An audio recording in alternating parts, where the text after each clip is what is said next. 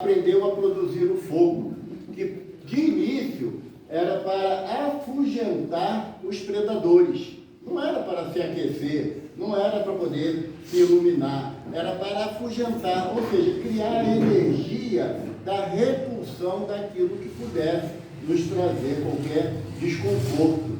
E nessa busca de energia, Jesus, como sendo o governador do nosso planeta, que estabeleceu há 4,6 bilhões de anos atrás o início da trajetória desse planeta, que até hoje a gente não consegue compreender a importância dele para nós, espíritos temporariamente na matéria.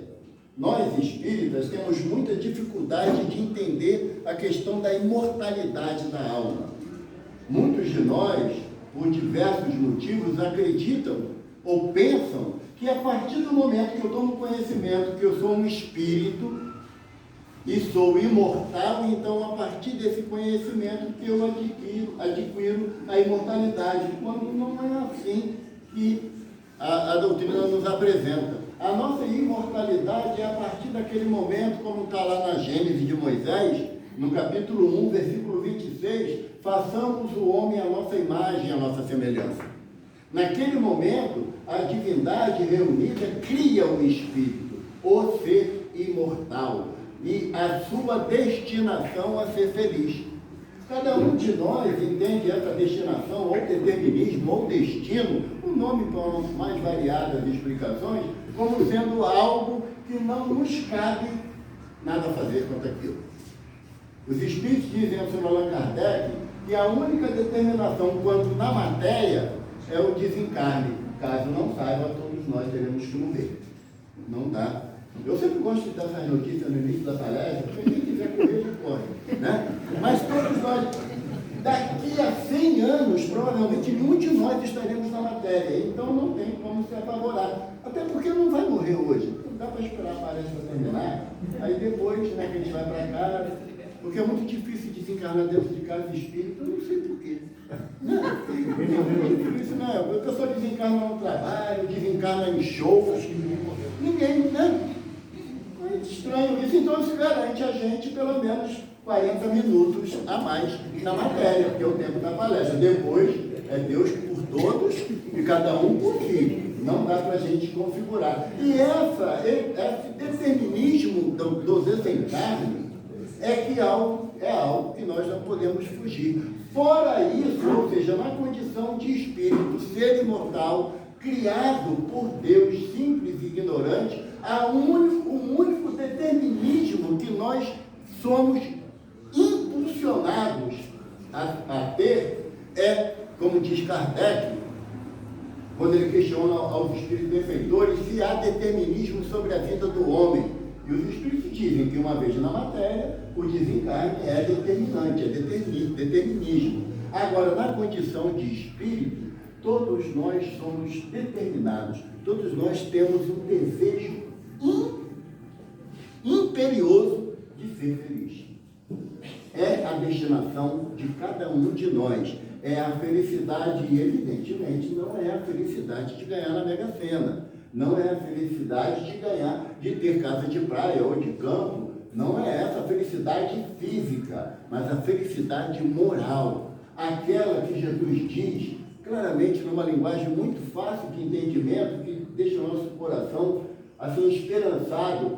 Quando após o Sermão do Monte, quando ele faz a distribuição dos pães, e o evangelista Mateus anota que 5.000 homens e algumas mulheres estavam naquele dia.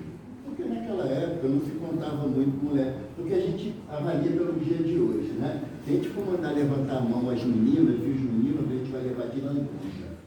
Tem sempre muito mais o aspecto feminino na busca pela sua harmonização moral e espiritual do que o masculino. Então, se tinha 5.000 homens lá, eu acho que tinha umas 20.000 mulheres. Mas tudo bem, Jesus multiplicou pão e peixe para todo mundo. Quando ele ia em prece, de olhos fechados, agradecendo a Deus aquela bênção, quando ele abre os olhos, ele vê que haviam se dispersado, e ele pergunta aos discípulos, onde todos? E Pedro se arvora em dizer, foram-se, Senhor. Jesus questiona: vocês também não vão? E Pedro dá a resposta para Jesus, que enche o nosso coração de fé e de esperança. Senhor, e aonde? Só tu tens palavras de vida eterna. E é em busca dessa palavra de vida eterna que aquece o coração da gente, que dá ânimo a nós espíritos, de caminharmos sempre para a frente, buscando essa necessidade imperiosa de ser feliz no plano espiritual, é que nós nos reunimos em grupos religiosos dos mais diversos matizes. Não tem como fazer uma afirmação exclusivista de que só dentro da doutrina espírita que nós seremos felizes, ou só dentro do conceito católico que seremos felizes, ou por aí adiante. Porque o senhor Allan Kardec, entendendo um momento difícil de entendimento da missão de Jesus para nós, ele nos coloca o quê? E Francisco Cândido Xavier fala assim, que se Kardec tivesse colocado que fora do espiritismo não haveria salvação, ele, Chico, não estaria atrelado num grupo religioso que o espiritismo orienta. Porque o senhor Allan Kardec, conhecendo as nossas mazelas, as nossas dificuldades, ele coloca que fora da caridade não há salvação. E a caridade não é estipulada pelo conceito religioso de cada um de nós. Não é. A caridade, ela é estabelecida através da minha vontade de mudança de conduta. Aquilo que eu fazia ontem, que ainda me trazia algum prazer físico, em função do conhecimento da necessidade da caridade, eu começo a mudar esse conceito. E começo a entender que fazer a caridade, muitas das vezes, não é dar o pão, dar o dinheiro, dar a casa, é dar um sorriso, dar um abraço, dar um bom dia com alegria. Então, esse sentimento de caridade abre, de um aspecto absurdo, a nossa possibilidade de buscar essa felicidade que os espíritos benfeitores colocam para Kardec. E nessa busca dessa felicidade e da prática da caridade, nós chegamos ao objetivo da nossa conversa de hoje, que o tema é o lar, mais importante do que a casa. E a gente analisando, a gente faz ainda grandes confusões acerca do que é o lar e do que é a casa, do que é a habitação, aonde várias pessoas se associam para ali se abrigarem e conviver em sociedade, e o que é que vem a ser o lar. A casa é muito mais fácil nós construirmos uma casa, edificarmos uma casa. Mais fácil assim, quem tem dinheiro para pagar o pedreiro. Se tiver que fazer sozinho, vai dar ruim para muitos de nós. Agora, construir um imóvel, basta você ter condições de diversas formas de adquirir um espaço, um terreno, e dali você desenvolver as técnicas possíveis para a construção daquele ambiente onde irá se abrigar. Agora, quando fala em lar, aí a coisa complica para a gente. Por quê? Porque o sentimento é mais avantajado. E esse conceito de lar, nós vamos encontrar lá no livro de Êxodos, em Moisés, quando Moisés estabelece que a partir da comunicação que ele recebeu no plano espiritual e na visão dele, à época, figurada assim como sendo Deus, que estabeleceu os 10 mandamentos, que são as leis morais da humanidade. Aí quando fala humanidade, a gente pensa só na nossa humanidade terrena. E quando fala humanidade, nós estamos falando dos seres criados pela vontade de Deus. Então, caso na próxima existência você reencarnar lá em Marte, tá? Você também vai ter que seguir os 10 mandamentos. Não há alteração para o espírito imortal se adequar às necessidades das leis morais que o grande legislador Moisés nos trouxera há mais de quase 4.000 anos atrás. Só que Moisés ouve e sente a necessidade de estabelecer um local aonde pudesse ser guardada as leis de Deus. E esse lugar, que é conhecido como no termo grego de tabernáculo, ele, na tradução da Vulgata latina, lá do início do cristianismo, ele estabeleceu-se que seria o lar de Deus, aonde os mesmos espíritos que orientaram Moisés, e quando Moisés estabeleceu que uma tenda seria ali o tabernáculo de Deus, e os espíritos falaram para ele: sabeis que Deus não habita construção feita pelo homem? Por quê? Porque o Deus não vai habitar a uma casa de pedra, a um templo limitado fisicamente pelas nossas ações, porque Deus é o nosso Pai Criador. E sendo Ele Deus, Ele está em tudo, como tudo está em Deus, como explica-nos os benfeitores através da codificação kardeciana. Sendo Deus presente em tudo e tudo está em Deus, então Deus estaria no lar interno de cada um de nós. E esse lar interno, ele tem uma construção penosa, sofrida, mas não é esse que nós vamos conversar. Nós vamos conversar sobre o lar familiar, aquele que cada um de nós, em diversas oportunidades, habitamos ao reencarnar. E esse lar, ele é compromisso de quem? Quem deve construir o lar aonde abrigará a família? Por muito tempo, nós achamos que era a obrigação do pai e da mãe, ou daqueles que tinham a possibilidade do trabalho, da organização física, para elaborar esse conceito de lar. Só que a doutrina nos traz uma visão diferente. O lar é responsabilidade do conjunto daqueles que habitam aquele ambiente. Não há, nesse espaço que nós estabelecemos como casa, aqueles que têm menos responsabilidade na construção do lar, seja ele filho, pai, mãe, irmão, tia, sobrinho, todos têm o conceito e a necessidade de estabelecer um lar. E estabelecer o lar, nós vemos que, no nosso caso aqui no Brasil, basicamente no Rio de Janeiro, onde nós hoje estamos estabilizados, nós vemos que os conceitos de lares foram se modificando de uma forma vertiginosa.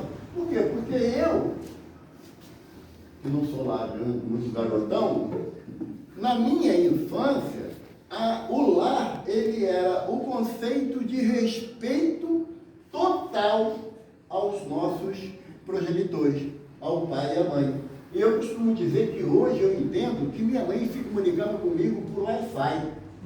Eu era criança, que a mamãe olhava de rabo de olho assim, a mensagem chegava rapidinho. E eu não tinha dúvida quanto às consequências de eu não absorver aquela mensagem enviada. Então eu fazia o quê? Decodificava aquele olhar de canto de olho e... Oi, mãe. Entendi o recado, sentei lá. E não tinha aí, não. A coisa era bastante subjetiva. Então, e nesse entendimento de subjetividade do desejo da minha mãe, eu compreendi o quê? Que os limites que me eram determinados eram mínimos de ação. Ou seja, aqueles que estão na faixa de idade, assim, da melhor idade, vocês lembram aqueles que tinham televisão em casa, de você chegar em casa e mudar o canal da televisão?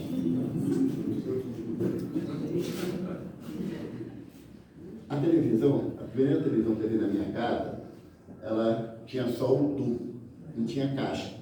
Eu também tinha tubo, mas a gente fala assim mesmo, né? Tinha só o tubo. E aonde tinha seletor de canal, aí que complicou, o que é isso?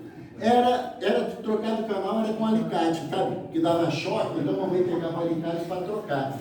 E aí, lógico, toda criança, ela carece de uma certa inteligência da minha geração. Hoje já nasce com chip, o processador é i7, por aí afora. Mas naquela época, na ilusão de que eu poderia determinar qual o momento de ligar a televisão, o bobão meteu a mão lá para poder ligar a televisão, tomou um choque e nunca mais cheguei perto dela. E minha mãe falou o quê? Coitadinho do meu filho, senta aqui no colo da mamãe. Não, bem feito.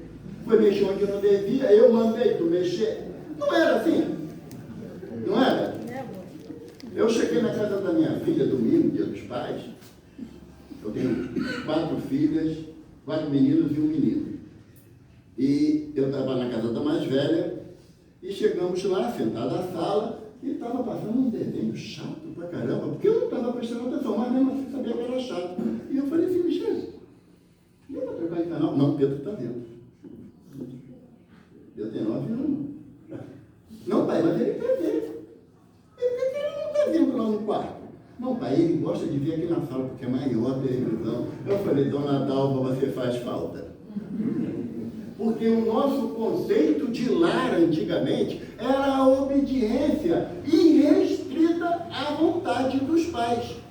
E se não atendesse às orientações via Wi-Fi, depois ela vinha assim, como um cavalo de Troia, o povo comia. Não era? Você apanhou para a criança? Pelo que eu vejo, você é um cara totalmente traumatizado. E gasta rios de dinheiro com terapia, Está vendo qual é a dificuldade de lá? Não é que eu estou fazendo apologia de a agressão, o espancamento. Mesmo Wi-Fi que você não tinha. Mesmo, né? Se o pai olhava, não sabia. Não, se o pai olhasse, eu desencarnado. Porque o pai era aquela figura extrema. Quando a mamãe falava assim, meu pai chegar, eu vou falar com ele. Começava a tremer. Então não tinha possibilidade do pai entrar no circuito. O pai, quando entrava no circuito, a gente já ia entregando a alma, o criador para a gente entregar. Mas não era assim. Não era? Hoje em dia, como eu falei, não é fazer apologia à violência. Pergunta para seu pai, pergunta para sua mãe, pergunta para seu pai, pergunta para sua mãe.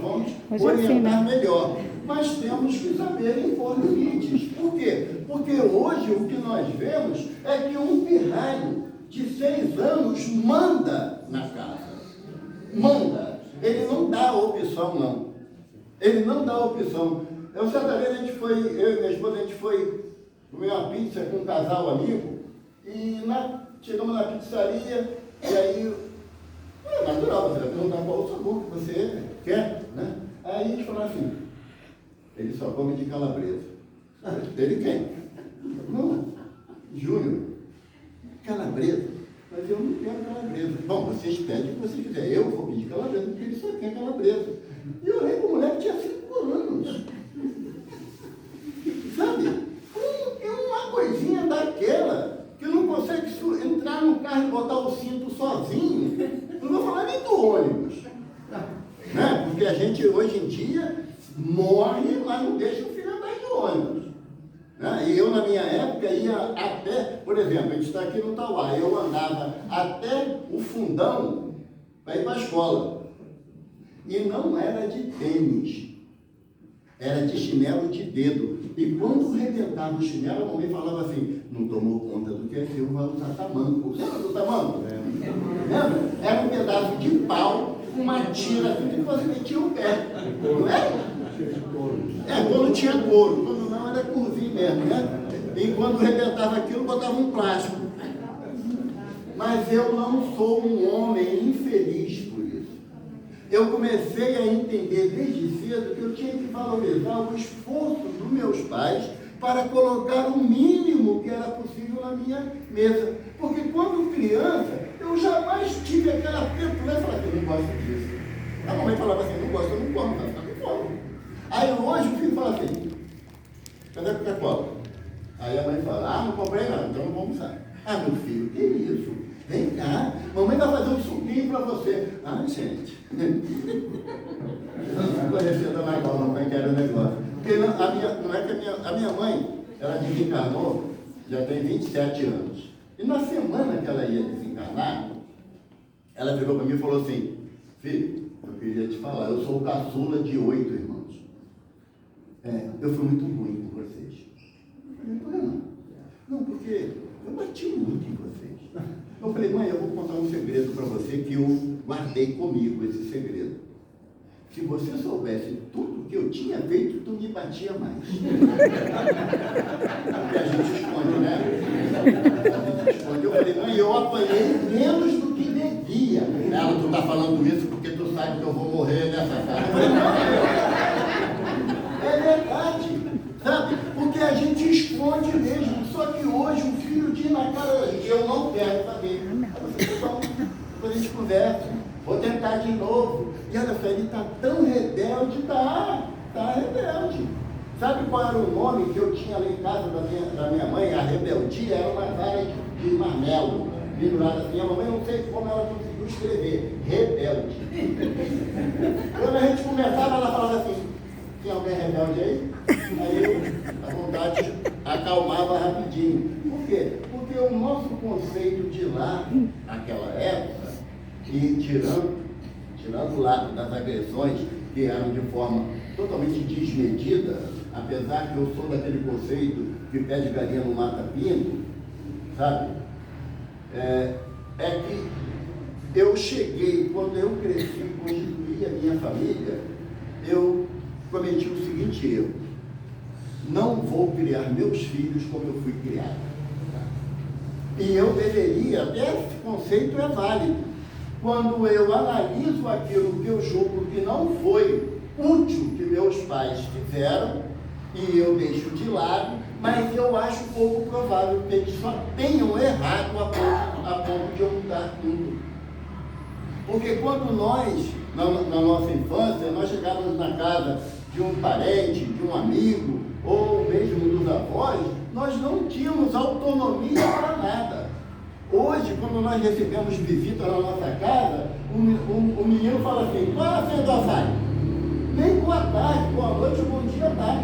E o pai fala assim, ele é fissurado na história da internet? É, porque o pai, ele falhou na orientação, no encaminhamento. O nosso irmão, Divaldo Pereira Franco, perguntaram a ele o que ele achava das crianças índigo. Não nota isso? Né? Crianças índigo. E o Divaldo falou assim, minha filha, eu sou do tempo que índigo era uma roupa que vestia, índigo blusa. Né? O F-top, lembra? Né? Daquela, calçalinha, então era top de linha, né? Top de linha, aquilo dali não era para qualquer um, não. E o Divaldo falou assim, eu sou do tempo que criança era criança, adulto era adulto. Adulto mandava, a criança obedecia, gostando ou não da possibilidade, a criança tinha que obedecer. Por quê? Porque o conceito de lá, ele tem que estar estabelecido num princípio de disciplina e de autoridade. Aonde falta a autoridade e a disciplina, é pouco provável que haja um agrupamento familiar. Aí irá acontecer o quê? Eu estarei estabelecendo para os meus filhos ou para os meus netos que todos os limites que eu recebi na minha infância não foram válidos. E ele, como é uma criança que eu amo mais ao meu filho, ao meu neto, do que meu pai me amava, no meu entendimento, eu dou liberdade total dos filhos fazerem o que bem entendem. É uma decisão pessoal. Não tem como nós chegarmos e determinar sobre a vida de ninguém. Porém, os conceitos que a doutrina nos oferece, esses não são opcionais. Você pode recusar, mas irá assumir a responsabilidade pela sua recusa. Porque cada um de nós, ao estabelecermos um ambiente familiar, na constituição de uma família, todos nós estaremos recebendo os talentos que Jesus nos fala na parábola dos talentos. E invariavelmente vai chegar um momento aonde o Senhor que distribuiu os talentos vai perguntar o que fizeste do talento que eu te dei. E o que eu vou responder para Jesus? E qual foi o encaminhamento que eu dei aos filhos que ele me confiou na colocação de uma sociedade altamente consumista e egoísta? Qual vai ser os conceitos que eu vou passar para os meus filhos? Se eu vou pegar meu filho na escola, e pela vontade de Deus eu tenho carro, então eu paro em fila dupla para pegar meu filho, eu estou dizendo para ele o seguinte, que não importa o que eu causo à sociedade, o bem-estar dele está em primeiro lugar. Agora, se eu paro um quarteirão antes e falo para ele, vai andar porque o carro está lá embaixo. Brincadeira, né, pai? Brincadeira, vou ter que andar isso tudo. E aí, tem um palestrante, pastor Clínico, ele diz que ele fala assim, ele não tem filhos nessa existência, mas ele é psicólogo, terapeuta familiar, e ele fala assim, o que eu te conto a minha história? E aí começa a dar arrepio. Porque cada um de nós aqui, em diversas fases da vida, tem uma história complicada para contar, de dificuldades. É lógico, eu vou querer, por exemplo, eu falo isso e falo com orgulho da criação que eu tive. Eu cheguei à conclusão, depois que eu já era adulto, já estava construindo família, que eu tive uma infância miserável. Nunca passei fome, mas não tinha a possibilidade de escolher o que eu ia almoçar ou jantar, não tinha. Dava graças a Deus que tinha uma coisa no prato, agora o que era secundário. A primeira vez que eu comi um bife, eu tinha 14 anos de idade. Tenho certeza que não morri, porque eu estou aqui falando com vocês. Então, não é essencial. Hoje em dia, o filho chega, você faz um bife, da forma que for, ele fala que não gosta desse bife, eu gosto assim, não gosto assado. É uma decisão você fazer da forma que seu filho quer. Mas você sabe que a vida não vai fazer assim com ele, não. A vida vai dizer para ele assim, toma, é o que tem para hoje, se vira. O meu neto, eu tenho meu neto mais velho tem 14 anos. Ele me ligou e falou assim, vô, tu não sabe o que meu pai fez. Lógico que não foi nada bom. Que neto, quando liga para o avô para reclamar de pai e mãe, para ele é uma coisa horrível. E ele julga que o avô vai fazer o quê? O avô resolve, né? Só porque eu queria fazer uma tatuagem, meu pai falou horrores. Eu falei, se fosse eu queria fazer tatuagem aonde? Aqui no pescoço. Eu falei, eu arrancava do teu pescoço. Meu pai só falou. Só falou. Porque você não é dono do seu corpo, como a sociedade quer fazer você crer. Porque o corpo que nós temos é doação de Deus. E teremos que prestar conta a Ele. Sem entrar no aspecto do aborto, não é o nosso tema, ele é muito complexo, mas quando a gente ouve a sociedade dizer que eu tenho o direito de determinar sobre o meu corpo e faço ou não aborto, primeiro eu falo assim, graças a Deus que seus pais não pensaram assim. Porque senão você não estava aqui agora para se arvorar com direitos sobre o seu corpo. Então, se eu não posso determinar, como Jesus fala para a gente, não podeis aumentar em um côvado o tamanho do vosso cabelo.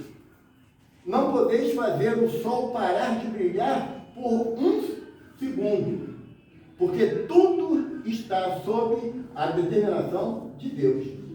Então, se eu não tenho ainda as condições de assumir a responsabilidade pelos meus atos sobre o meu corpo, e eu tenho ainda meu pai e minha mãe que zelam por mim, então eu vou ter que ler na cartilha dele, sim. Porque o ditado de que se come do meu pão é a minha lei, hoje em dia ele se perdeu nisso já de uma certa consistência.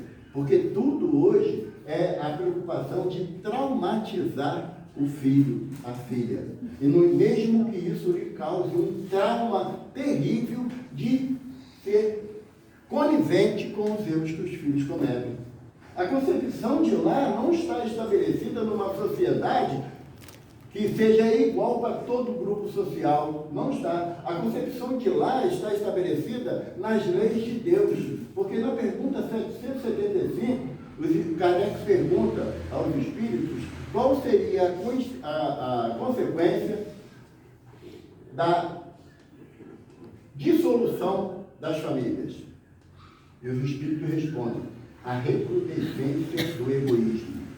Eles não falam aumento do egoísmo, falam que é recrudescência. É algo muito mais forte, que começaríamos a perder todo o conceito de família a partir do momento que acontecesse aquela situação de que eu estou inserido numa família que eu não gosto, então as minhas leis vão ser diferentes da minha família. Isso não é nada. Isso daí é viver na época das cavernas novamente, onde um grupo de pessoas se abrigavam na caverna e não tinha ninguém com responsabilidade sobre o outro. Tanto que quando uma fera entrava na caverna, era cada um por seu lado, não tinha aquela percepção de segurança, de estabilidade.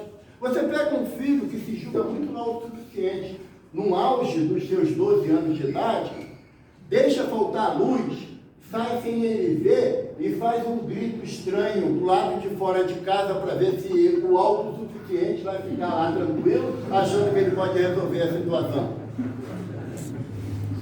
Se não pode resolver a situação mínima, como ele vai poder resolver a situação da sua formação moral? O lar, ele tem a finalidade de formar o caráter do cidadão que será inserido na sociedade. Agora, se eu não limito isso nos meus filhos, eu não posso reclamar que quando ele chegar na sociedade, ele também se coloca sem nenhum limite. Se ele não tem limite em casa, ele vai se julgar no direito de não ter limite em lugar nenhum. Ensinar algo para um aluno. Primeira coisa, você não é minha mãe, pago muito bem o colégio, está falando assim no pivete, né? Pago muito bem o colégio para fazer o que eu quero. Porque quando ele chega em casa e a mãe fala assim, como é que foi a escola? A professora é horrível.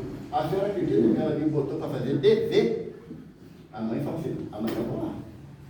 E a mãe vai na escola e enfrenta a professora e diz que o filho dela não está ali para ser humilhado. Não é da minha época, porque eu também não sou tão velho assim. Tem um conselho tutelar que defende ainda. Tem. Mas uma vez foi feita uma pesquisa que o conselho tutelar é feito, na maioria das vezes, por pessoas sem filhos. Porque tem tempo de tomar conta do filho dos outros. Né? Porque quando você tem filhos, o tempo é curto para você tomar conta deles. E de você, da casa, da esposa, do marido. Não dá. Entendi. O conselho tutelar é feito por pessoas que têm filhos em colégio particular. Colégio particular, né? E normalmente colégio de uma rentabilidade alta que favoreça, né, deixar. Só que eu nunca me preocupei com o conselho tutelar, porque quando meu filho estava com dor de barriga, estava com febre, quem ia para o Getúlio Vargas era eu. O conselho tutelar nunca foi lá perguntar se precisava de ajuda. Então, na hora que eu tenho que estabelecer os limites para o meu filho, são os limites que foram estabelecidos por mim, para mim. Para mim. Os meus pais me ensinaram desde cedo que eu tinha que ser responsável pelas minhas escolhas. E hoje, eu vi ontem no jornal um rapaz de 18 anos, ele queria que o pai trocasse um carro que era um Porsche por uma Lamborghini. E o pai falou que não ia trocar, ele jogou o carro dentro de um lago. Provavelmente o pai falou assim, ele é bobo, né, esse menino, né? Deve estar com algum problema de namorada. Eu que chegasse em casa e falasse para minha mãe que eu não ia lavar a louça, quando eu chegava do colégio, trabalhava de dia, estava de noite, chegava em casa e minha mãe falava assim, tem presente para tu lá. Aí eu já falava, vamos rezando, né, mãe? Agora eu tinha que lavar a louça, porque minha mãe já tinha feito tudo durante o dia. Não era justo. O lar não tem funções estabelecidas. Nós, homens, pecamos absurdamente em achar que dentro de casa tudo é responsabilidade da mulher. Quer ver um exemplo? Você chega em casa, depois de um dia de trabalho, você vai no banheiro, fazer xixi. Todo mundo fez isso, sabia? O cara, ele não tem a coragem de levantar a tampa do vaso para fazer xixi. Aí quando a mulher reclama, fala, mas reclama de tudo, hein? Não reclama não. São funções diferentes. Aquele negócio ali chamado vaso, ele recebe funções diferentes de duas pessoas diferentes. Para o homem tem uma estratégia, para a mulher tem outra. Custa você, em respeito à tua companheira ou ao teu companheiro, você mudar a atitude para que a tua casa se transforme no lar, porque quando o teu filho estiver crescendo, ele vai falar assim, meu pai fazia assim, minha mãe aturava, então minha mulher vai ter que aturar também. Só que hoje em dia, as meninas, graças a Deus, estão com uma outra visão e bastante substancial.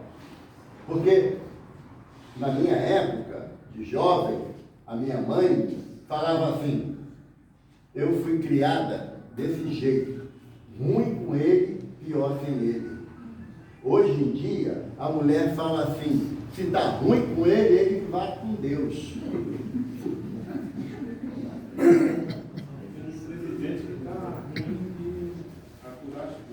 Meu filho, mas eu tenho uma notícia para te dar. Ele está lá porque alguém colocou, ele não entrou pela janela. Então, o que nos cabe é fazermos as nossas orações para que o anjo Ismael, que é o anjo responsável pelo destino do Brasil, continue orientando. Porque nós temos a consciência que a doutrina nos dá que nós não somos um barco sem leme. Isso. O Brasil, ele tem a destinação de Jesus para ser o coração do mundo, a pátria do Evangelho. Então, apesar de mim, tá? Apesar de mim, não, porque eu não tenho como falar que você está errado. Eu tenho que falar de mim. Os meus erros que são gritantes, porque o meu erro influi nela, influi nele. Então, a partir do momento que eu começo a mudar a minha conceituação, o meu entendimento, eu estarei promovendo uma possibilidade de melhor entendimento no grupo social que eu estou envolvido. É por isso que temos a necessidade do Evangelho no lar. Não é a questão de fanatismo religioso a introdução do Evangelho no lar. Não é. É uma opção inteligente. Porque seguir o Evangelho de Jesus, ele não veio nos trazer o cristianismo, o hinduísmo, o brahmanismo. Jesus não veio nos trazer um conceito religioso, não. A religião é um conceito criado pela sociedade, pelo homem. O que Jesus veio nos trazer, ele está no início do Evangelho segundo o Espiritismo, ele veio nos trazer a religião cósmica universal do amor. E se eu não estruturar a minha família dentro desse conceito de amor que o Evangelho me traz, todo o restante vai gerar, como Jesus nos alerta, uma casa construída sobre areia. E nos torna imprudente com isso. Porque as tempestades da vida virão, inevitável. Aquele hoje que é meu filho de 4, 5, 2 anos, 1 ano, de meses, ou de 20 anos, ele vai ter que enfrentar a batalha da vida sozinho. Porque eu não tenho a possibilidade de manter-me ao lado dele. E não pense que quando desencarnar vai ser mentor do filho, que é furada. Porque quando a gente desencarnar, que vê quem é os filhos, fala, Jesus. Aí você escuta assim, do plano espiritual, não, agora você não bagunçou, agora vai lá com o seu pai. E aí você tem que se ver obrigado a mentorear o filho que você não ensinou a ele a condição do lar. Porque se não tiver evangelho, gente, sinto muito, mas nós vamos estar dando burro em ponto de faca. Graças a Deus.